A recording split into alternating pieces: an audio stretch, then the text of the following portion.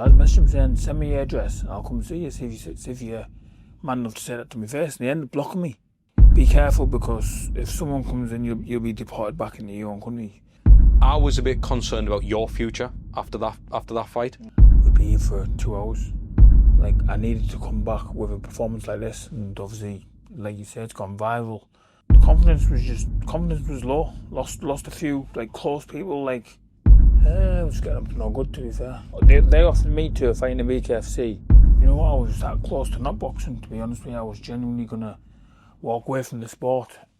How did you deal with that then? Did you have your fair share of racism growing up? So today we are joined by Troy Williamson. How's it going? Yeah, I'm good, mate. Yourself? Oh, good, mate. Thanks for coming on, bro. Yeah, so it's been a long time, hasn't it? It's been about, we were just saying that, it's been about 2 years or something, hasn't it? Yeah. How are you feeling at the minute? Obviously, you've just beat Martin Dickinson there. How does that feel? Yeah, it feels good. Like, I just basically proved a lot of people wrong. A lot of people thought I was finished and over the hill.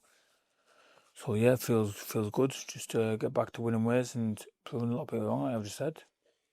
From obviously growing up, you're a North East lad like myself. Whereabouts are you actually from? What was your upbringing like, mate? Because I know that I've spoken to a few people over the years about you, and I think you've always had a bit of a rep of being a bit of a tough lad outside of boxing. Is that right? So obviously that's probably just as I grew up in a little small estate called Firthmoor in Darlington, and obviously I've got a big family. 10 other siblings, so there's 11 of us. And obviously, back in the day, my dad obviously had a big reputation in the town, so that's probably where that's come from, to be fair. Where did your dad's rep come from? What was that about? Was he a tough lad as well? Yeah, he was just one of the hard men in the town. Mm-hmm. So that's probably where that's come from. Was it him that got you into boxing? Yeah, in a sense, obviously, he took me and my two brothers to the boxing gym when I was 10 at the time. Largefield boxing gym. Back then, I was too young to compete, so I was going every day sparring kids that were competing, all the young travelling boys, and they were all very good. And I was having a hard time. I didn't enjoy it, so I left boxing, started playing football, and then went back on my own accord when I was 16, turned 17 after 3 months. Had my first fight within 5 months of being in the gym, so a bit of a natural talent, really. How did you find that first fight? It was in my hometown at the Dolphin Centre, so yeah, I sold a lot of tickets for that. And I boxed a guy from Sunderland, Callum Lynn, he's called. Right, okay. Yeah, it was a war for 3 rounds. Very good fight. Were you scared? No, I wasn't really scared. I just looking back, like everything was rushed. Like, I just fed off the crowd. When I landed the shot, the crowd was going ballistic, and it was just hands down, just walking forward. It was just bit raw, really, but good at the same time. Would you say that natural talent you had? Would you say you noticed that straight away, or was that something that people recognised in you, or did you know it in yourself? Do you know what I mean? Like, I can fight here, I like this, I've got a buzz for this, I can say how I'm moving. Do you know what I mean? Because I know that some people who get into the game, they struggle. They want to be the boxer, they want to be that lad, but they're not actually like that. Obviously, if it come natural to you, how did that feel? Did it something you recognised? Yeah, it was something I recognised, definitely. But yeah, like everyone, even like in the gym, everybody was saying like how good I was, or how talented I was, and how talented I could be. So yeah, I just fed off it. Obviously, this is when I went back in the gym. I just fed off it, and never look back. It's absolutely mad when I look at your journey, like, because again, it's something that I had, obviously Josh, and obviously you've danced with him, and I remember saying this to Josh as well, like, when you're a lad from the North East, it's mad because there is a hot bit of talent up there. There's a lot of people who are killers, basically, and when you see people like yourself who have got that kind of reputation, you know, as you've grown up and you've got into the gym and you found that talent, it's like, do you think it's the North East that produces the kind of hardness in you, the grit in you, or do you think you would have been how you are anywhere? Do you think that's you, your family, your upbringing? I think like my upbringing and where I was brought up was definitely made me the man I am today. Were you tested on the streets much? Any kind of run-ins with the law out like that when you were growing up?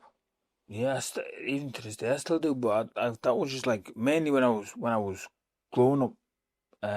Just because obviously my dad's background, so I was getting like a lot of stick. I was getting like a lot of stick off the police just because I was my dad's son. Just driving around. If I drove past the police car and they would look to see me, say it was me driving, boom, blue light, spun around, pulling me just for no reason. That was happening like daily, pretty much 3-4 times a week. That's mad, that, because I know that, I don't know how much you know about the kind of statistics on people of colour and stuff. Do you think that had anything to do with it? Are you mixed race, Troy? Yeah, mixed race, yeah. Do you think that could have been part of why you were getting pulled, or do you think it's down to the reputation you had? No, I think that as well. But like I'm not one that likes to pull the race card, but like racism's just it's never gonna go away. I mean, like to be blunt, I think there's racism everywhere. Like when that's just not on obviously black kids, that's like gypsies, homosexual, like, gay people, Jews. Like I just don't. I think it's just the society that we're in now. How did you deal with that then? Did you have your fair share of racism growing up? Yeah, a lot of racism growing up. Did you? Don't really get it much now because like people obviously know what will come now with sort of thing. But like, as a kid, yeah, all the time. I'd like, to be fair, I'm saying that now. I had a comment on me Facebook yesterday. Some guy called fucking events. What was his daft name, man? Michael someone, anyways. He had a business with her. I'd slammed his business on. Michael someone, can't remember his name. And he commented saying, "You're lucky," or something like, "Be careful because if someone comes in, you'll be deported back into your own country," something like that. And I just clicked on his profile and I sent him a message saying, I think he's got an office in Darton, so I messaged him saying, "Send me your address and I'll come see you. See if you're man enough to say that to my face." And he ended up blocking me. I'm going to have a drive down the office this week, and I'm just going to see if he's in the office. If he is in the office, I'm going to ask him to say it to my face. But he just like he wrote that comment on Facebook, and he ended up deleting it. So I think a lot of people are going to talk shit online. Did you get much in person? No. In school, that's it. In school, primary school. Just a curious question, Troy, on that, right? Like, when you were getting them kind of remarks and shit, and I mean, I've had them, to be fair. Like, do you know what I mean? How did you deal with that? Was it like, were you almost good? I know that sounds like a mad thing to say, but I remember when, I've said this on a podcast, so I'll tell you the same thing, but I remember when I was younger, mate, and I was about 7 or 8 year old, and I remember we were all playing footy with the lads, and I remember putting me footy boots on and looking down at my arms and realising I was brown. I know that sounds mad compared to all my mates, and it made us feel a bit weird. I was like, that's a mad thing to realise. As I've got older, I mean, it's something that doesn't bother us now, but when I was younger, it did. How did it affect you? Were you like, did you feel different? Were you annoyed that you were different? How did you kind of react to it? Nah, strange, like, funny question to be fair, but like, I've never knew any different, so I can't even remember like when I first ever knew, if you know what I mean. Mm-hmm. Can't remember that far. I can't remember yesterday. I can't remember that far back. Fucking hell. What I would say is, mate, didn't get that bloke's office though, because you've got too much on the line now. Yeah, do you know what? I was just gonna go and I was gonna ask him. I was gonna video him. I was gonna say, like if it's the guy from, obviously, I think it is a real account. Like, obviously, he's got his business on there. I googled his business. It came with a phone number. Said it's in Darlin. So, and I've seen him write a load of shit like that on other posts. So not just me. I've seen him write it on load of other people's things. So he's obviously just a numpty, mate, though. Do you know what I mean? Looking for a reaction. But the thing is, I know why you'd want to do that, but you didn't lower yourself to these numpties, man, if you can, because like you've got, like I say, you've got a career ahead of you. You've got, look what you're achieving in life. Do you know what I mean? When you were growing up in school, mate, what were you like as a person? Were you a naughty kid? Were Nah, do you know, I got kicked out of school, but I wasn't a naughty kid. Well, you know. I was more class clown. So Right, okay. I had to wear glasses back in school, and back then I thought it was too cool to wear glasses. Mm-hmm. So, and I always wanted to sit at the back of the class with my friends. So I was at the back of the class. If a teacher got me to read some off the board, and I couldn't see it, obviously, like, then I'd make a fuss and I'd start acting daft for me to get flung out of the class. Mm-hmm. Daft things like that, really. I was more of a class clown. Well, wasn't a naughty kid, but I ended up getting expelled from school. Right, I hope you're all enjoying the episode so far, and if you are, do us a favour and hit that like, press that subscribe button and hit the notification bell so you are notified when the next video goes live. And the reason I tell you to do that is because the majority of people who watch these videos aren't actually subscribed, you little tinkers. And we work tirelessly to bring these episodes to you every single week. We travel up and down the country, we put a lot of work into this, and we travel overseas and all to bring some banging guests here. So do us a favour and hit subscribe, will you? If we go straight into your boxing career, when did things start to get serious for you?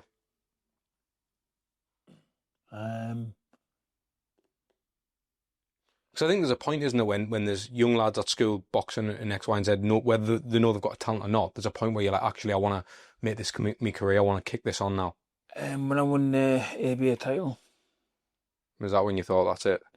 Yeah, because I thought there's a possibility I could get on the England team, which I did.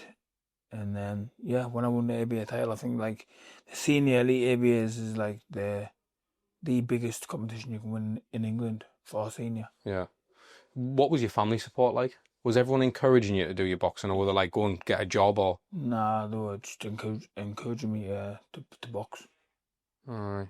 Because you seem like, I don't know you very well. I know a lot of people probably think because we're both North East, we know each other, but you seem like, I know it sounds mad, you seem like a fighter anyway. Do you know what I mean? I know that sounds mad. Even if I didn't know you as a boxer, just looking at you, you look like the fighter. You look that type of lad. And when you kind of grown through the rankings and stuff before you turned pro, how did that feel? Was that it? 100% committed. I want to go pro, and that's where I want to be now. Yeah, pretty much. Yeah. What was it like turning pro then? Yeah, it was good. It's good. Hard work. Like, I started off on ticket deals where I had to sell tickets to box, basically. So people who don't know, people on these ticket deals, it's like you sell your first 50 tickets, that pays for your opponent. Anything after that, not always, but anything after that, then you put into the actual show, and then so many after that is yours. Or sometimes it's like 50 tickets pay for your opponent, anything after that's 50-50 with the promoter. So if you sell 100 tickets, which, like, for most people is a lot of tickets, what are you coming out with? 50, what's 50 40s is 200? Two grand. 2 grand, sorry. What are you coming out with? £1,000. I mean, you're doing you probably spend more than that on a training camp, but some people don't realise that. People just see you getting on TV and think, oh, you're getting a lot of money, but really, what have you paid? £1,000. You're travelling down the country, sparring, staying in hotels. You got to pay your coach all that, you pay your manager all that. Running trainers, you know how much things are now. Running trainers, your boxing kit, boxing gloves, nutrition. Some people don't even, like, make nothing. Because I'm assuming you were a popular lad. Yeah. So I can't imagine you struggle to sell tickets. Do you think by having that kind of popularity or some kind of reputation, not even necessarily as a skilled boxer or a skilled athlete, do you think when you're popular, you can actually kick on your career a lot quicker? Because you're selling tickets, people's eyes are on you. Yeah. Do you think that kind of takes away from your ability a bit? Yeah, I do. Promoters want bums on seats, so they want fighters who can sell tickets. So there's fighters out there who are nowhere near as talented as other fighters, but they're getting opportunities because they sell tickets. Like, there's some fighters that are unbelievable talents, but because they can't sell tickets, they're struggling. In your career, obviously there's people who have already saw the podcast I did with Josh, for argument's sake, and he's a good mate of mine. He is. Obviously, I was with Josh for that British title, and that was a fucking what a fight to kind of witness and kind of be part of in some weird way. I just want to jump into that fight in particular, Troy, because when you lost that fight, I was thinking, I mean, it was great for Josh, obviously he won the British. I was a bit concerned about your future after that fight. Yeah. Again, because you're Northeast, ultimately I want the Northeast to do well. Anyone from the Northeast, do you know what I mean? Why wouldn't you want to back your area that you're from? How did you find that fight? Did you find Josh to be a harder opponent than what you pegged out to be? Yeah. Yeah, in a way, obviously, I entered that fight with an injury that obviously I've never really spoke about, really. And obviously, well, a couple of weeks after that, I went and got surgery. But yeah, I did think it did turn out a lot worse than obviously what I thought. I thought I'd have got to him, thought I'd have broke him. And obviously proved me wrong. Have you watched the fight back? Don't think I watched a full fight back. Well, I think I might watch most of it back. I don't think I've watched it like from round 1 all the way till round 12. What's the reason? Because I know that this is quite common with fighters. Like a lot of people who I know who fight, they'll not watch whatever kind of discipline they're in. If it's a combat sport, they'll not watch the losses back. Would you watch it back if you'd won? Nah, there's been like I have watched it back. I just don't think I've watched it like. I don't know why I knocked it off. I've like maybe watched like 1 to 9. Right, I see. I don't know why I've not like I've watched like my others back that I've lost, and some of the ones that I've won I've not even watched back. But like I've watched the highlights back. So some like I might have been watching it and then I might have had to nip over some. But I know that I've not watched it from like 1 to 12. I might have watched it 1, 9, 1, 10. do you? Because I know that you kind of come to life a bit. Sorry, when you're in them press conferences and stuff. It's class though. I love to watch a bit of the banter and stuff. How do you feel when you're in a press conference? Do you feel like you want to kind of keep reserved inside, or do you know that you've kind of got to do it? Like, how does? Because obviously I'm not a fighter. How does it feel to do them press conferences? Do you know you've got to kind of put on a bit of a show? I did with Josh. I had to put on a show. Like obviously, I like Josh. Travelled the world with him. I'd been on trains up and down the country with him with Team GB. So it was in North East battle of like the North East fighters. So I knew that I had to. If we just went there and just like we're mates, like I had to talk a bit of shit to sell the youth to let how much we did. Like it's pretty much full, wasn't it? I was. So yeah, you had to. I just to do it, just like for the cameras and stuff. So. Do you genuinely? Are you a nervous fighter, Troy? No. You're confident from the get go. Yeah, I'm always confident. Obviously, I'd put the work in. Don't skip no corners. Don't go out partying. So I'm a complete athlete. Like live the life. So you do, mate. I see on even on your socials, you're quite active on your socials in the way you eat, the way you train. You train all over the place. Do you get to Marbella on that train? Do you? No, you go. Do you go to Tenerife? Yeah, I've been to Tenerife. I've been Forteventura, not being my bay, like. Do you struggle to? Well, clearly not, like. But how's your mind when you don't have a date? In terms of training, eating. Still eating. That's probably the only thing. Like I'm in the gym every single day still. When I haven't got a date, just taking over. But I'm just not as strict as on my diet as what I would be if I was in a fight. But like, why would I be like? You can't walk around on fight weight. Do you know what I mean? But I couldn't when I was making them sort of weights. I couldn't walk around at like 11 stone. You know, when kind of after that fight, as your career kind of progressed, you took a step back, didn't you, from boxing? Because I know there was talks of you doing bare knuckle and stuff like that. I know we talked about this off air, but where was your head at then? Did you feel like that was kind of where was your career going? Because for me, you know, if I'm a boxer, I'm not looking at bare knuckle. I'm looking at boxing. That's the thing. And obviously, you're a talent, mate. Do you know what I mean? So where was your head at? Just for the viewers and listeners to understand that. And I want to know, like, where was your mind at after that loss to Josh? And not even specifically about the loss to Josh. I just mean in general, when all that speculation about BKFC or bare knuckle in some capacity. Where was your mind at then? I think they offered me to fight in the BKFC after.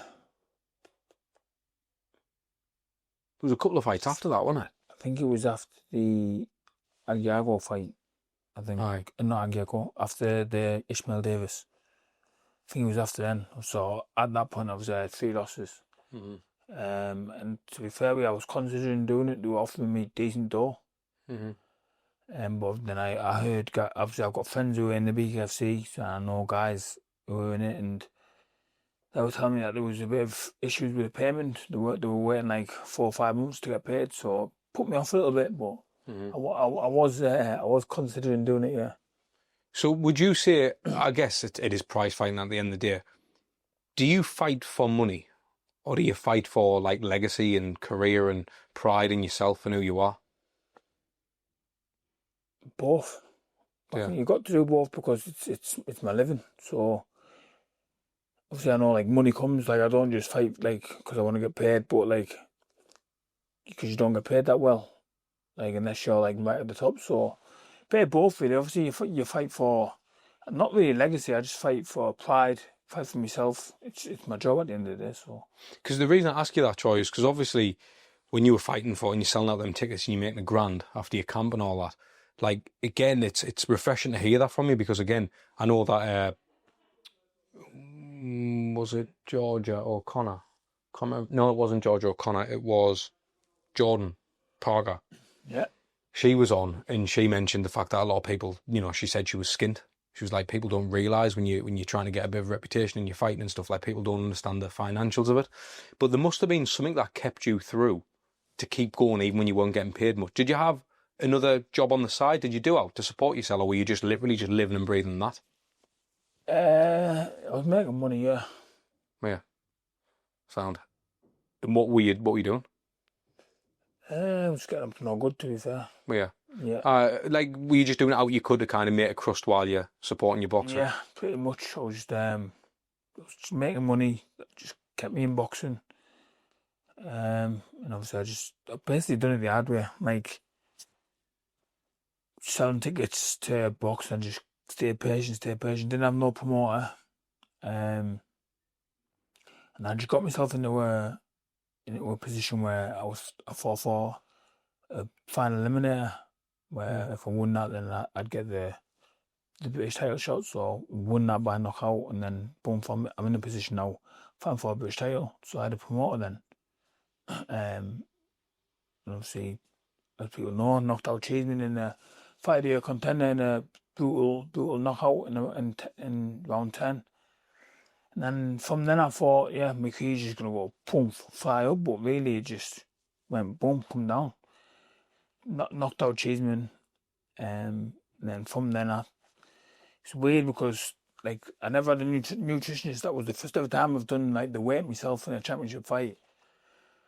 Done the weight myself. I had breakfast on the morning, the weigh in, felt really good. And then from then, that was October 21, March 22, which is what, 4 or 5 months, just struggled to do the weight. And that's from then on, I just really struggled to do the weight. I just kept out of the weight because opportunities kept on coming. Mm-hmm. What was it about the way that you struggled? Just making it. Were you just having bad times out of trip? I was not having bad times out of camp. It's just, you feel like your body shouldn't be at that weight? Like my body. To be fair, my body probably shouldn't have been out at that weight when I knocked Cheatham out. Like I was 69 kilos. I'm 6 foot tall. I was 29-year-old at the time. I think 29-year-old at the time. 7 years prior to that, I was like a stone heavier in the amateurs. So to pull myself down like to 69 kilo was hell. Didn't have no life out of boxing, never mind like in boxing. Do you get a buzz off that? You know, I know you're saying it was hell. I understand that it's not a good word to use, but what I mean is, do you get a buzz off being in the trenches? In a fight? Aye. Yeah. Or even just trying to make weight, trying to get your body. Do you... Not making weight. Not when I'm sat in that bath trying to make weight. Nah, don't get a buzz off that. Like. But I get a buzz off. Like I get a buzz off being in the ring, getting punched. Is sick as that is. I get a buzz off that. It's a bit fucking sadistic, isn't it, when you think about it? How important's your social media, Troy? Again, I know that you're very active on your socials and stuff like that. Again, for people who don't know, I speak to a lot of young lads who are getting into the game and stuff like that, but they're focusing on being a YouTuber. They're focused on fucking making videos on how to wrap your wrist. They're focused on X, Y, and Z. They're not focused on the boxing as such, but they understand that from a marketing point of view, they need to grow their profile. Do you think it's important, Or do you think you could just totally sack off your social media? Nah, I think it is important because like I think it's definitely important. If no one promotes you, like who is? Then you got to promote yourself. Unless you're a superstar. But even superstars, you see them on social media promoting stuff and doing things. So look at Conor McGregor promoting that Irish 12 whiskey. I think it's very important when you're in the public eye and when you're in like a combat sport. Did you look up to anyone? Was anyone you look up to, like in boxing? Mike Tyson. Mike Tyson. Was he always the goat for you? Yeah. Just would you try, like, can you remember your earliest memories of looking up to him? Like, you get people who were like, I'll try and imitate him in the mirror and that, and going on like him. Were you like that, or was it just someone who you had in the back of your mind? Nah, do you know like when you were a kid and you used to what's your name? Ads. So you might I don't know, Ads was here or Ads 2K5. I always used to write like my name and then 2K5 or 2K3, whatever. I used to write like Mike Tyson was here. Mike Tyson 2K, like, mad. It's mad though, but the thing is, I know people don't understand this. When you're young and you're a dreamer and you live like that, mate, look at what you've achieved. It's fucking remarkable, mate. And I've got to give you props for that, because like anyone who gets in the ring gets respect instantly just doing that. But never mind going on to fight the caliber of lads who you fought, and then to get to achieve what you've achieved and where you've been. Obviously, I want to talk about the fight you just had, Mark Dickinson. When was it? This was just the weekend, just gone, wasn't it? Saturday, just gone. Fucking hell, what day are we on? Tuesday. So literally 3 days after the fight. You're looking good. You feeling good? Yeah, I feel very good, yeah. A couple of aches, but just muscle aches. No pains, no injuries, just... When that fight was announced, how did you feel when you knew he was your opponent? You know what, I was that close to not boxing, to be honest with you. I was genuinely going to walk away from the sport. I just got a call, like, the offer of Mark Dickinson. And if I'm like, I respect Mark, respect his full family, and I just thought, if I'm going to box again, this is the perfect fight for me. And yeah, I jumped at the chance. I was like, yeah, I'll take it. When? Like August the 6th, it was meant to be first. So yeah, no worries. I wasn't even in the gym. I was going sparring Adam Heppel, who is now me stablemate. But I was sparring him just to keep fit. I wouldn't just, like, even if I didn't box, I wouldn't just not train. So I was sparring him to keep fit. He was boxing Zach Chelly for the English title. I'm like everywhere. And yeah, obviously got that call August 6th. I didn't have no coach at the time. So I thought, well, yeah, I'll take it, but I need a coach. So I accepted it. Didn't tell my manager that I didn't have a coach. Then it got changed till the end of August, 29th or 30th, I got told.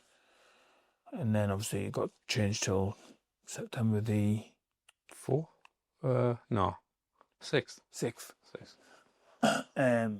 But yeah, I was close to walking away and not boxing after when I went to Vegas. So yeah, I just thought if I was to ever box again, this is the perfect opponent. What was it about Mark? Was it the money? Was it the fact that he's Northeast lad? The fact that you've got a bit of history there, and you respect his family and stuff? Like, what was it about him that would potentially get you out of retirement? I don't know. It was the weight above, super middleweight as well, which I knew that, like, I'd be more comfortable at. And I had a lot of people to prove wrong. A lot of people were saying, like, I've seen a lot of comments saying I'm old, I'm finished, I'm a punch bag, I'm gonna be, like, even Mark said, I'm a gatekeeper for British boxing. If he doesn't beat me, then where does he go? But that, like, a lot of them stuff drove me on, because I knew deep down that I wasn't finished. I knew there was still a lot left to give. I knew the only reason why I've took my losses and I've had bad performances were because I was killing myself to make weight, and I just knew that at this weight, like, I'll be a problem. And I just thought, like, the way Mark fights and things like that, I just thought, yeah. Because I know that I spent a bit of time down when he was down at Ben Davison's gym, and did a bit of filming with that lot, to be fair. This was a few years ago now, and he was a lovely lad, him. No, He was a proper top lad, Yeah, and he could fucking crack as well. And as soon as I seen this, you were fighting him, I was excited for this fight more than a lot of fights. The way you finished, Mark, though, was that part of your game? I mean, it's gone for people who haven't seen it. You know, if you've been unfortunate not seeing it, it's gone fucking viral. It's done a few million views in a couple of days on it, so that's just got to do things. But was that your plan, to go in there that spiteful and do that to him? Yeah, I thought, obviously, after my last couple of performances, like, I needed to come back with a performance like this. And obviously, like you said, it's gone viral. Everybody's sharing it, everybody's messaging me, everybody's talking about it. I thought achievement was big, but this is 10 times as bigger. But I think that's just because a lot of people were writing me off, nobody gave me a chance. The bookies, fuck me, like, the bookies would have got raped that night, because I think the bookies had me 11-4 just to win, and like, I think it was 10-1 for the knockout.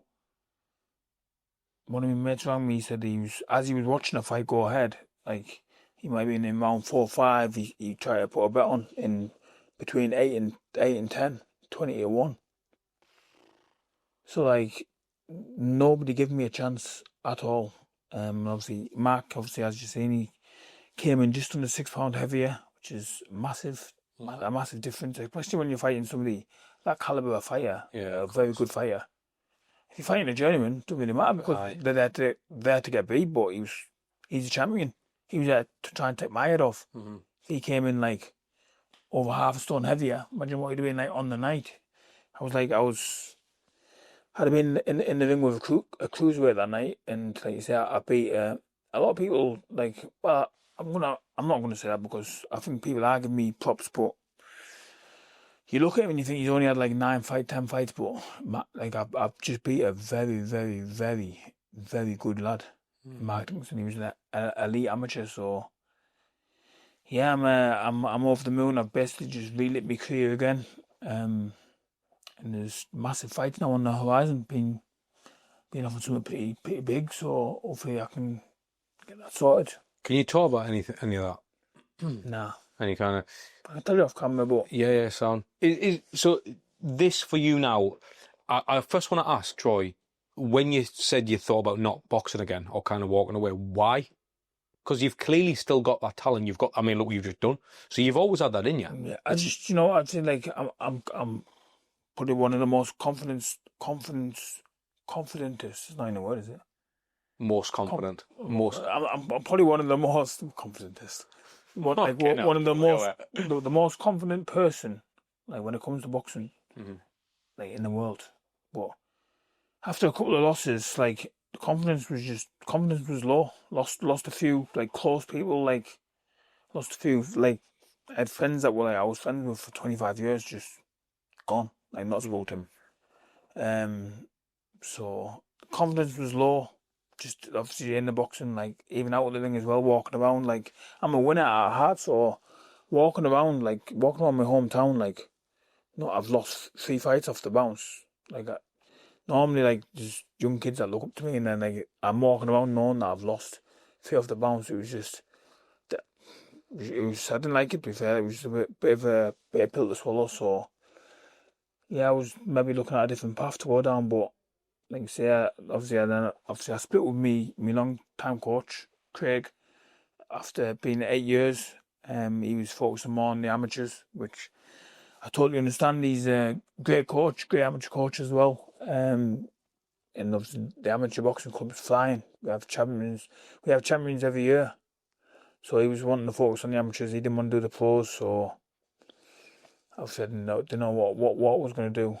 But I just knew deep down, though, in the back of my head, I knew that there's, like you say, there's more to come. For me, the reason I love to see it is because of exactly what that meant for you, your family, your career. Obviously, you've got a son, haven't you? Yeah, I've got a little boy, yeah. Just the one, haven't you? Just the one. Yeah. Do you want more kids and all? Yeah, I'll probably have more, yeah. But when I saw that, I could just instantly, that kind of, this lad's got his career back. I know that sounds mad. Even just watching on TV, mate, that's all I watch it from. What was that moment like when you kind of chinned him and that was it? Did you instantly feel like, I'm fucking back? Like, it's on now? Back. You seen, obviously, I showed on the camera, I'm back. Yeah. And yeah, like I said, that's what I needed. I needed a performance like that just to show everybody that I ain't going nowhere. Like at super middleweight, I'm a problem, and I carry that power later on into the round. People are saying that I'm too small for a super middleweight, but I hit anybody on the chin. I will hurt anyone. I agree with that. Like, although you don't have to mention now, is there anyone you want to fight? Has your horizon changed where you think actually I've now? always said I'd love to become a two-time British champion. So Callum Simpson, he's British, Commonwealth, and European. I'd love a crack at him. Shy kid's getting no sweets. I know he might be looking at bigger and better things, but it's a massive fight for British boxing. Clash of styles will be unbelievable. He comes forward, I come forward. We're both fit. We both can dig. Let's get on. I want to ask you, Troy, just a bit of a more of a personal question, just because on this podcast, mate, it's all about like overcoming adversity in shit times and how you've become great. And obviously, you're a good lad, a good advocate for someone of the Northeast. A lot of people should, and if they don't, look up to you, because I think it's again, I've said it earlier on, it's remarkable what you've achieved. But I give anyone that respect who do what you're doing, but to do it at the level and the caliber that you're operating at, I just think you can never overlook someone like a Troy Williamson. And I don't think anyone ever has overlooked you, but that performance just gone, mate, fuck me. You deserve what you want now. And for me, when I look at kind of your darker days, maybe even if it wasn't walking away from boxing or potentially looking at walking away from boxing, what would you say is your worst demons that you've had to face in your life?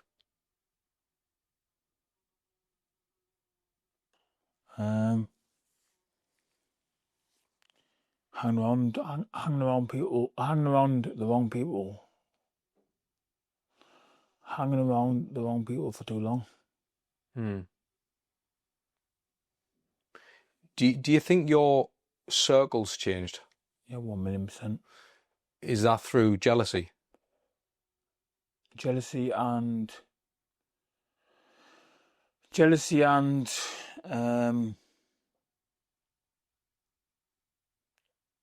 what's the word? It's changed for the better. So you've got rid of the shit, basically. Yeah. Do you think do you find it hard to trust people with success and kind of, because again, even if you take boxing out of it, you're a public figure. Yeah. I've never spoke to anyone, because I told a few people about a year ago that I was going to get you on the podcast, and everyone was like, get him on, Troy, get Troy on. Obviously, people wanted us to get you on after I got Josh on. And I would never have got you straight on after Josh, because that whole scenario, you didn't want to just start trying to hang out people's laundry and start going through that type of stuff. I think everyone's due their own kind of space to talk, not when the heat's on or attention on someone else.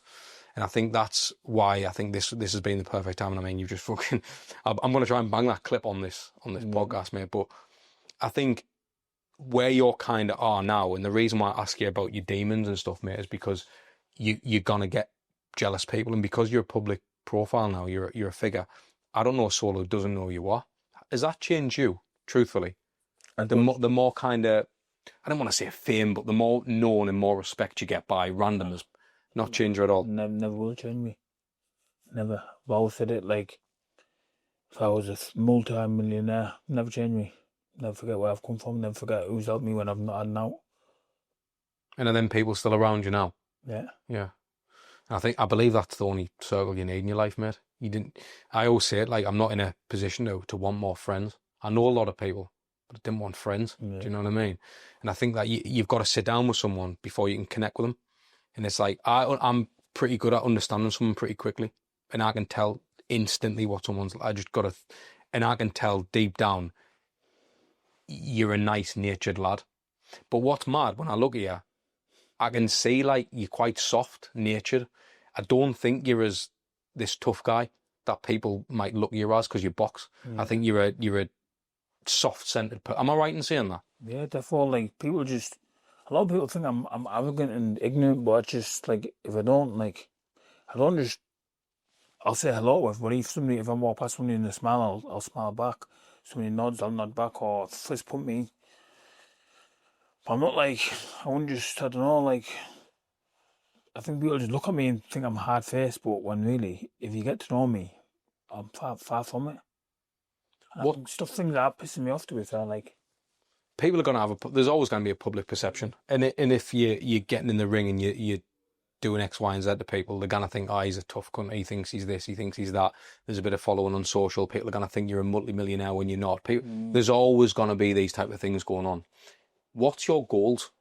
The goals. What's the goal? Where do you see your exit plan? What do you want to do? What do you want to achieve? There's so much more in you, and I think you've got more years than probably what you'd think. Yeah, I think I'm 34-year-old, but I feel 24.